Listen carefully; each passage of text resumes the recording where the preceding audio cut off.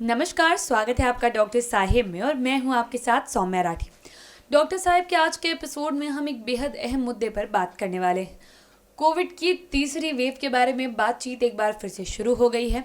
नए वेरिएंट के बारे में लोगों के मन में कई सारे सवाल हैं, लेकिन एक बेसिक चीज़ जो हम अभी भी भूल रहे हैं वो ये है कि इन सारी चीज़ों के पहले अपनी लापरवाही दिखाना हमें बंद करना होगा। अपना ध्यान अभी भी उतनी ही सतर्कता से रखना ज़रूरी है और ध्यान कैसे रखें ये एक बार याद दिलाने के लिए आज के एपिसोड में हम बातचीत करने वाले हैं। और ये समझाने के लिए इस वक्त मेरे साथ बैठे हैं डॉक्टर दिवाकर तेजस्वी, जिन्हें आप पहले भी डॉक्टर साहिब पर देख चुके हैं। डॉक्टर साहब बिहार के सबसे जाने माने फिजिशियंस में से एक है। सबसे पहले डॉक्टर साहब नमस्कार, बहुत बहुत स्वागत है आपका। बहुत धन्यवाद सौम्या जी। डॉक्टर साहब फिर से एक बार कोविड के वेरिएंट की बातें चल रही है, फिर से कोविड की नई वेव की बातें चल रही हैं, तो ऐसे में मैं चाहूँगी कि आज आप हमारे दर्शकों को ये समझाएं कि इस दौरान अपना ख्याल किस तरीके से रखना है कि कोविड की चपेट में वो ना आए।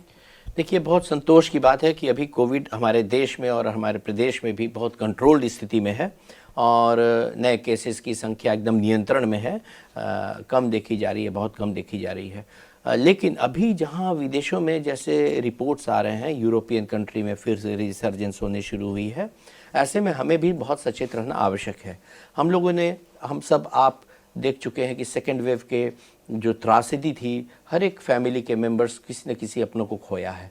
तो ऐसी स्थिति पुनः फिर नहीं आए, इसके लिए हमें आपको सबको सचेत रहना है।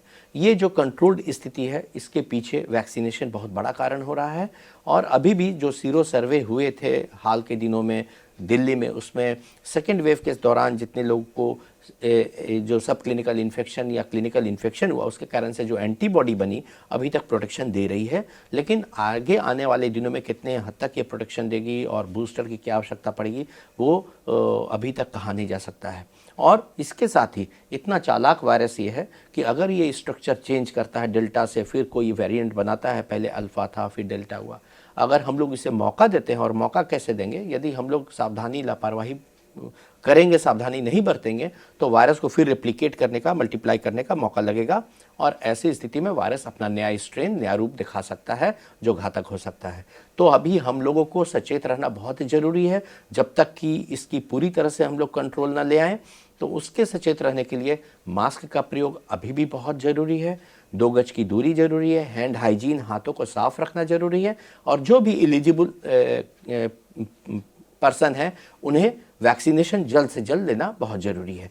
इसके साथ जो दो खुशखबरी आई है कि मोलपुनाविर और एक एंटीवायरल एजेंट फाइजर के द्वारा बन रहा है, जो कि 90% इफेक्टिव ओरल ट्रीटमेंट हो रही है। तो ये जब आ जाएगी हमारे यहाँ भी, जिसके आने की संभावनाएं हैं प्रबल, तो उसके बाद इसका ट्रीटमेंट और आसान हो जाएगा और तब और हम लोग इसको इफ़ेक्टिवली कंट्रोल कर पाएंगे। लेकिन तब तक के लिए हम सबों को सचेत रहना बहुत ज़रूरी है कि यह तीसरी वेव हमें चपेट में न ले ले। जी डॉक्टर साहब, कोविड के साथ हम सब ने ये चीज़ सीखी कि अपनी इम्यूनिटी स्ट्रांग होना बहुत ज़्यादा ज़रूरी है।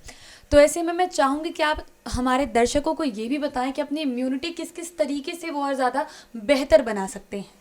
देखिए, शरीर के प्रतिरोधक क्षमता को बढ़ाने के लिए, आपकी इम्यूनिटी को बढ़ाने के लिए 3 बातों पर ध्यान रखना बहुत ज़रूरी है। सबसे पहले तो है आपका एक्सरसाइज, या आपको कम से कम 40 मिनट से 45 मिनट प्रतिदिन आपको योगा करना है, एक्सरसाइज करनी है, टहलना है, दौड़ना है, टीएमटी करना है। अपने एज के हिसाब से आपको एक्सरसाइजेस करनी है, उससे आपकी इम्यून सिस्टम बढ़ेगी। दूसरी इंपॉर्टेंट चीज़ है आपका डाइट। आपको ग्रीन वेजिटेबल्स, फ्रूट्स, इस तरह की चीज़ों का सेवन करना है जिसमें कि एंटीऑक्सीडेंट्स की मात्रा बहुत है, जैसे नींबू है, उसमें विटामिन सी है। लेकिन पैकेज्ड फूड का जो बेवरेजेस हैं, एम्प्टी कैलोरी है, वो उन सबों को अवॉइड करना है। इससे भी आपके इम्यून सिस्टम स्ट्रांग होगी। और थर्ड सबसे इंपॉर्टेंट चीज़ होती है कि आपको 7 घंटे का साउंड स्लीप। ऐसा देखा गया है कि जो लोग निश्चिंतता से 7 घंटे सोते हैं, उनकी इम्यून सिस्टम बहुत स्ट्रांग होती है।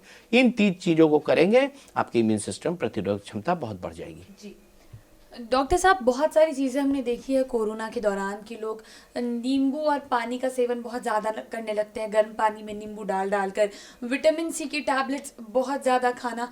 तो ये सारी चीज़ें कितनी सही है? गिलोय की टैबलेट्स भी बीच में लोग बहुत खाने लगे थे। नहीं, ये बहुत इसके कुप्रभाव दिखे हैं, कुपरिणाम भी दिखे हैं। जो ज़्यादा अगर नींबू खाने लगेंगे तो आपकी एसिडिटी इतनी ज़्यादा होगी कि गैस्ट्राइटिस होकर के उल्टियाँ होने लगी हैं। और गिलोय के सेवन से, जितना ज़्यादा गिलोय सेवन करने लगे लोग अपने मन से बचाव में घबरा करके कि उससे लीवर की अभी तक भी टॉक्सिसिटी देखी जा रही है, लीवर की स्ट्रक्चर चेंज हो गई है, सिरोसिस तक हो गया है।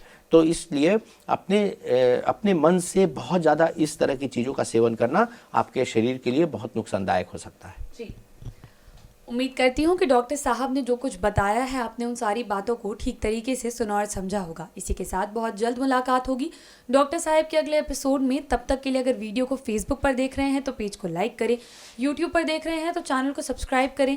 कमेंट सेक्शन या मेल बॉक्स के माध्यम से आप हमें बता सकते हैं कि डॉक्टर साहब से आपके और क्या सवाल हैं। धन्यवाद।